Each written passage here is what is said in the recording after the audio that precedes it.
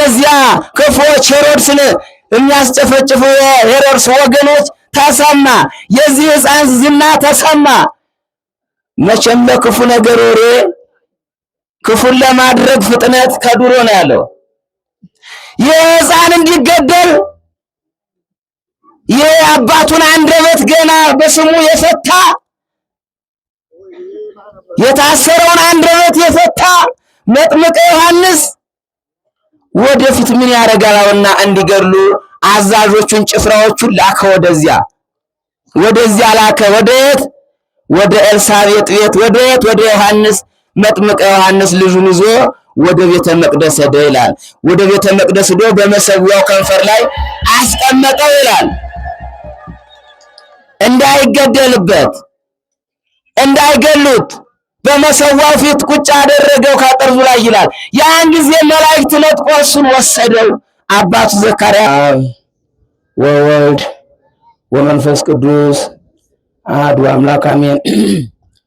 በዕለቱ ውሉድ በወልድ ዋሕድ በክርስቶስ ክርስቲያን የተሰኛችሁ ሊቃውንተ እግዚአብሔር መላ ሌሊቱን ስታገለግሉ ያደራችሁ መምህራነ ያሬድ፣ ቀሳውስት፣ ዲያቆናት ወንድሞቼ እንዲሁም ሕዝበ ክርስቲያን አባቶች፣ እናቶች፣ እህቶች፣ ወንድሞች፣ ሕፃናት ጭምር በልዑል እግዚአብሔር ስም እንደምን አደራችሁ? እንደምን አደራችሁ? እንኳን ለዚህ ታላቅ በዓል ለመጥምቀ ዮሐንስ ዓመታዊ የልደት በዓል በሰላም አደረሳችሁ አደረሰን።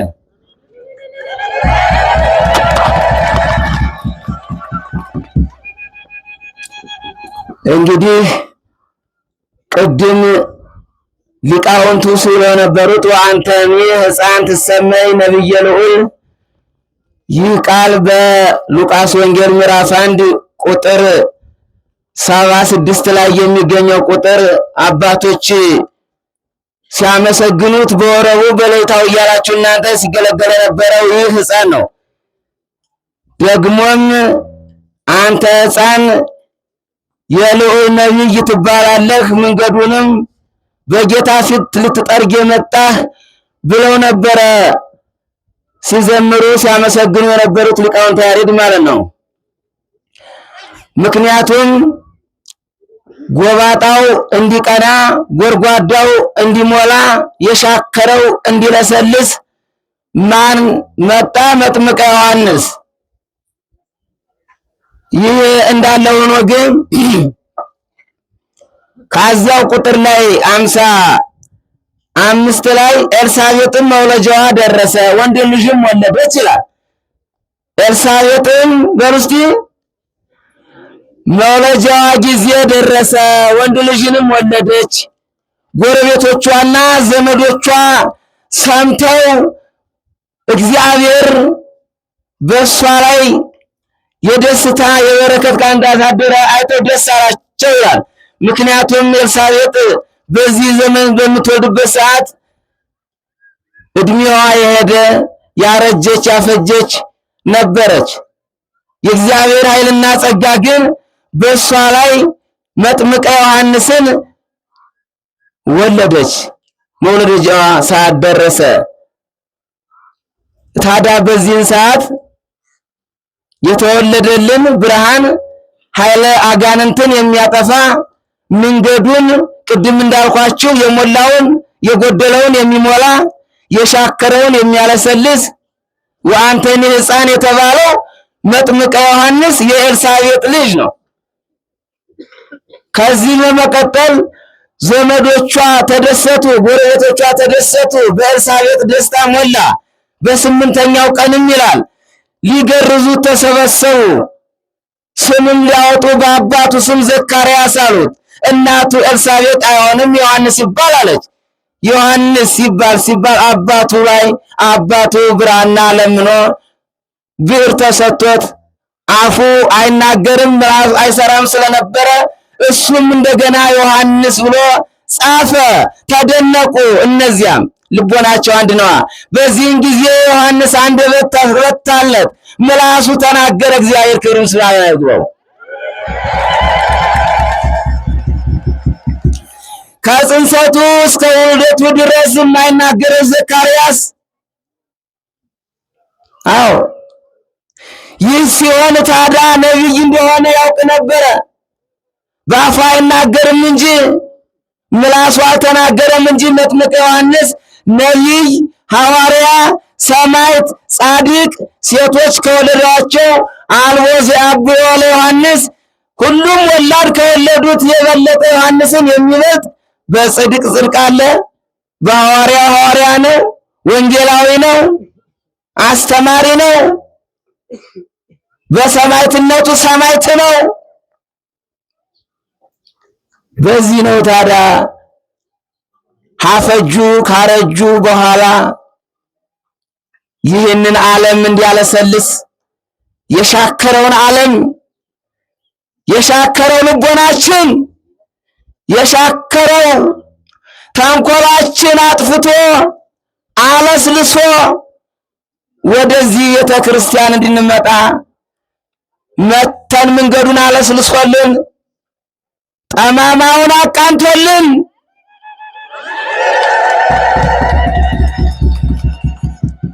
በዚህ ቦታ ታዳይታችኋል ዘመዶቼ።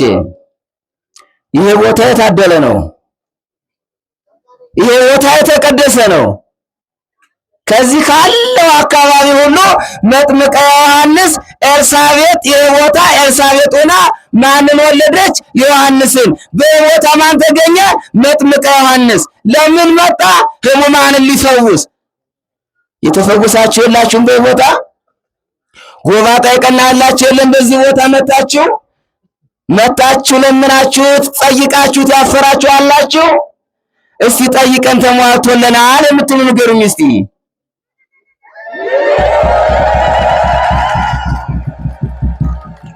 በደንብ አትሰሙትም ነው።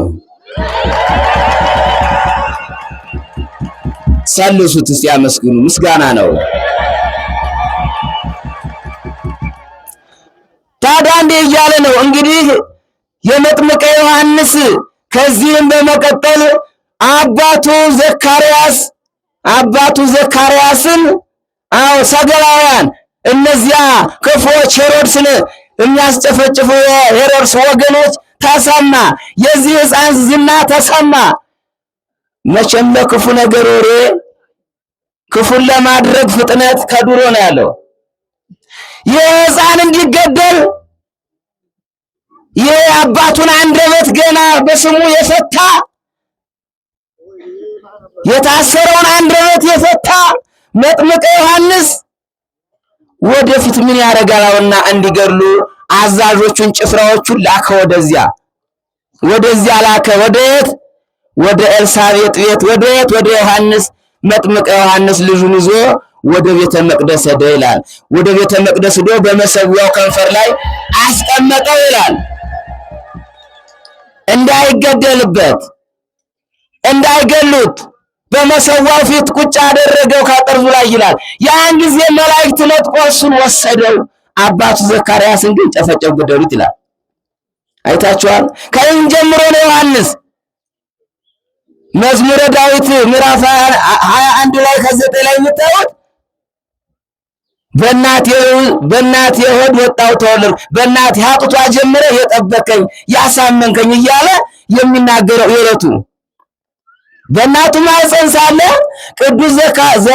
ቅዱስ ዮሐንስ መጥምቀ ዮሐንስ ከመወለዱ በፊት እግዚአብሔር የሚጠብቀው ነበረ። እንዴት ለእና ሐናቱ ማኅፀን ሆኖ ለድንግል ማርያም ለአምላኩ በረከት ያቀረበ የሰገደ ገና ከመወለዱ በፊት። አዎ እግዚአብሔር አምላካችን ኢየሱስ ክርስቶስ ከመወለዱ በፊት በ6 ወር የሚመጣው ማን ተወለደ? መጥምቀ ዮሐንስ ተወለደ።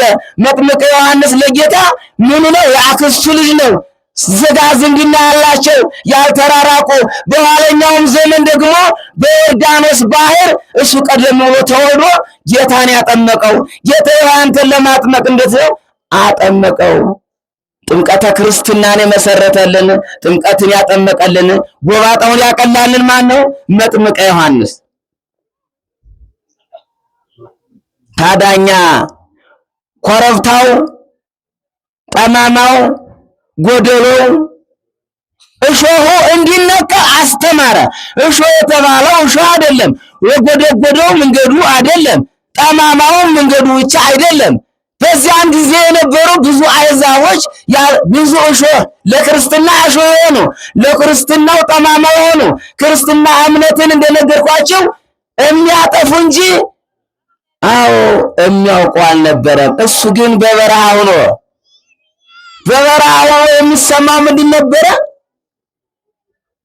3 ላይ 4 እስከ 5 ስታዩት በነቢዩ በኢሳይያስ እንደተነገረ ጎባጣው ይቅና የሚል የእግዚአብሔር ጽን ተሰማ ይላል። እስከ 6 ድረስ ነው የምታነቡት። ይህን ያደረገ ማን ነው? መጥምቀ ዮሐንስ። ታዲያ ዘመዶቼ በዚህ ዓለም ያለ ጎባጣውን እየቀና ይመስላችኋል? እኛስ እንዴት ነን? የልቦናችን ጎደሎ እየሞላ ነው? የአካዳችን እንቅፋት እየጠረግነው ነው? ከዚህ አካባቢ የጽላት ወጥቷል። ዝናቡ መጣው እያለ ዛሬ ዘር መውቃያው ቡቃያ መታው ነበረ። ይህ ጽላት ሲወጣ ከተማ ለሚወጡ ሰው ብቻ ነው? የጸበል የሚፈውሰው ከተማ የመጣ ሰው ብቻ ነው? እዚህ ማዶ ያለው አካባቢ ሰው እኛ የመጣ ነው በሙሉ ይሄና መንደር በሙሉ መጥቶ አዎ በእኛ አውቀው ቋንቋ ሆያለ እልል እያለ እያጨበጨበ ታቦተ ሕጉን መጥምቀ ዮሐንስን አንግሶ ነግሶ አክብሮ ተከብሮ እንዲሄድ ሸርክራሞት እንበለሞት ዘዝልይ ብሎ ተስቦ አዝመራውን አዝምሮ ምርቱ በሰላም እንዲገባለት መጥቶ መለመን ያለው ከዚህ አይደለምን?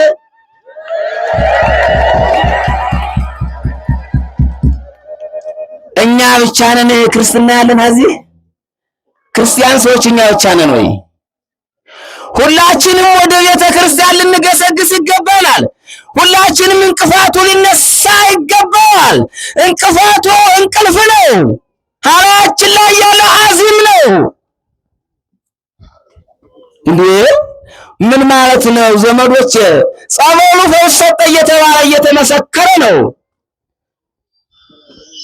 ታዲያ እኛ ስንታመም ዛሬ እስቲ አንድ ሐኪም ቤት ሂዱ እስቲ ዘመዶች። ደህና ገንዘብ ያለው ሰው አይታከምም።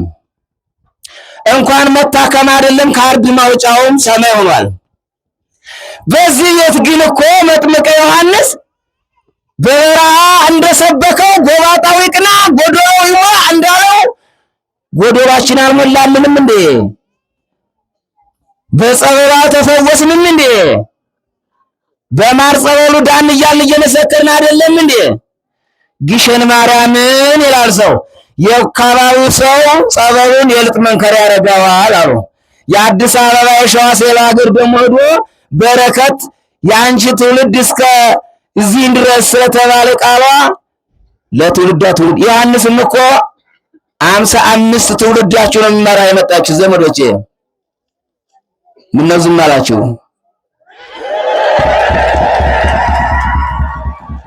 ከእናንተ አልፎ ተርፎ ዛሬ ላይ ከመጣችሁ ለትውልዳችሁ ለ55 ዓመት በረከት የሚያስገኝ ጽላቱን ቦታች ነው ቆሞ እኮ።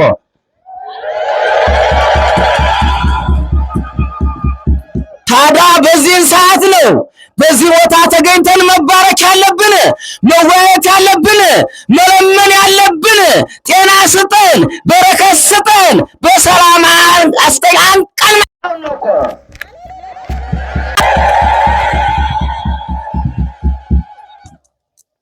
ምን መሰላችሁ? አንዳንድ ጊዜ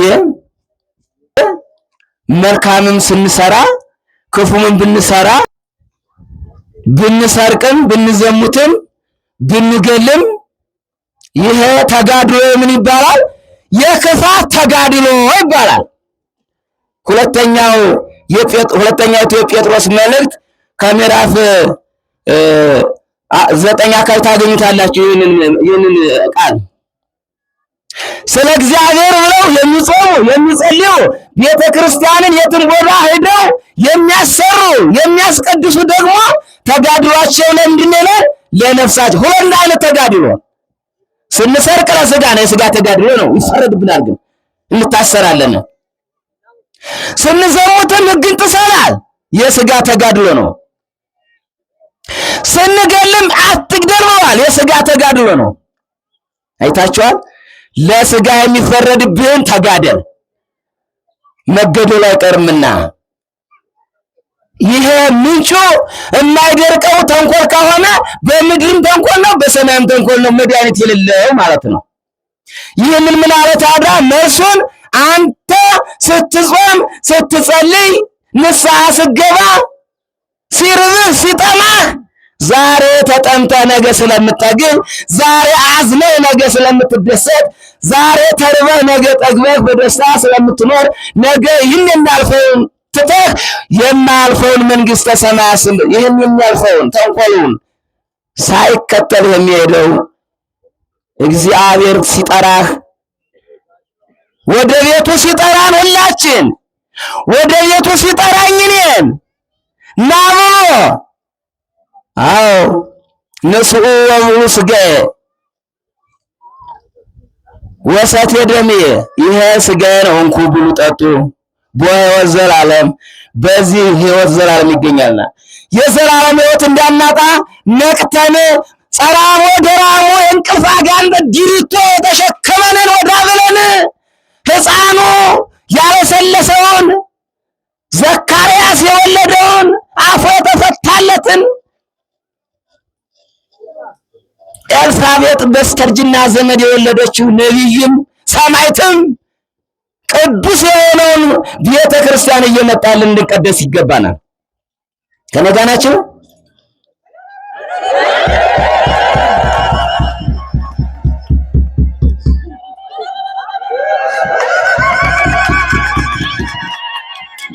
ታዲያ እንግዲህ ምን መሰላችሁ? እኛ መጣንን አየን፣ ሰው ያየውን የሰማውን ያየውን ሊናገር ሊመሰክር ነው አይደል? የሚመጣው በላይ ያለውን ቆርቆሮ አይታችሁታል። ይሄ ቤት አስፋፍቶ እዚህ እናንተን እንዳትሉ፣ ዝናብ ቢመጣ ዝናብ እንዳይመታችሁ፣ ፀሐይ ቢሆን ፀሐይ እንዳይመታችሁ በላይ ትልቅ አዳራሽ ሰርቶ ነበረ። ይህንን ቦታ እኛ ሄደን አይተናል። ያላየም አለ። በስተጀርባም የተቆፈረውን አይተናል። ያላየም አለ። ይሄ ሁሉ ልፋት ታዲያ ቆርቆሮ ንፋስ እየወሰደ አይተን የምናየር ከሆነ ዘመዶቼ እኛም እኮ ካልመጡት እንሻላለን እንዴ? የዚህን ቤት ጎደሎ ካልሞላን ጎደሎውን ይላው ነው አለው መጥምቁ ዮሐንስ።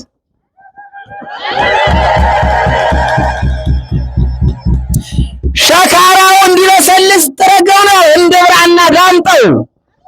ይህ ምንድነው? የተንኮል ወጥመድ ነው። ይህንን ቦታ አለስልሰን፣ ይህን ቦታ ቀድሰን ተቀድሰን ያየነውን በዓይናችን ጎደሎውን አይተን ጎደሎውን እንድንሞላ መንገዱን እንድንጠርግ፣ መንገዱን አይታችሁታል። መተን እንድንቀደስ ትውልድ የተሰጠን እኮ ቀላል አይደለም። ለ55 ትውልድ ማለት እኮ የስካና ለትውልድ የሚያልፍ ነው በረከቱ። እና በእግዚአብሔር በረከትና ጸጋ ሁላችንም ወደዚህ እንመጣና ጎደሎ ምንድነው? ባል ብላ ወልሳለማ ቅድስት ቤተ ክርስቲያንን እንዴት ዋልሽ፣ እንዴት አደርሽ፣ እንሰግድልሻለን ብለን ጎደሎውን እናሟላ። ምናብላ ወደዚያ ዝናብ ሊያወርደው ነው። ግላጊው አሁን መሩ ሊስተካከል ነው። ዘሩ ሊዘራ ነው። አዝመራው ሊባረክ ነው። እነሱ ከዚህ እንዳይመጡ በመንደር ያሉት አረ እንሳዋለን እያሉ እየሰሙ ነው። እኛ አዝመራው ሲገባ በሙሉ መንገዱንም ቤቱንም እናለሰልሳለን እያሉ ነው። ትላላችሁ ይሆናል ሰሙኛላችሁ አይደል? መሸማታችሁ አይቀርም ብዬ ነው እና አይደለም እንደ ዘመዶቼ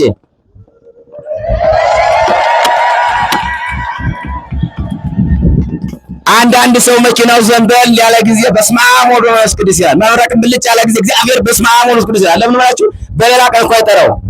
እኛ መጥራት ያለብን እኮ ስንራብ፣ ስንጠማ፣ ስንወድቅ፣ ስንነሳ ነው። እኛ እግዚአብሔርን ማመስገን ያለብን ስንጠግብ፣ ሲሞላልን፣ ስናገኝ፣ ባለ መኪና ባለ ፎቅ ስንሆን ብቻ አይደለም። በችግራችን ጊዜ አንተ ቤት አንጽልን፣ ቤት ስራልን፣ ህይወታችን ጠግንልን፣ ሰፈራችን ጠግነው ስንለው እሱ ይጠግናል። የትኛውን? ሰማያዊውን። የምድራዊ ሁሉም ኃላፊ ነው። የምድራዊ ሁሉም ኃላፊ ከንቱ ጠፊ ነው እና ወደዚህ ሁላችንም በዚያ ላይ ያላችሁ ሲሰብሰብ ብሎ ወደዚህ። እኔ ግን ቀሲስ እንዴት እንዳላስተዋወቁኝ ነው። በዚህ ቦታ ዛሬ እንኳን የመጣሁት ቦታ ነበረ። በጫጫ ክፍለ ከተማ ቤተ ክህነት አማካይነት ተወክሌ ነው የመጣሁት። በተወክሌ ስመጣ ደግሞ እናንተን ብቻ አልነበር ማገኛለሁ ያልኩት። በጣም ከባድ ደማቅ ሆኖ ይሰበሰባል። ግን እግዚአብሔር ደግሞ ምን ይላል? አንድም ሁለትም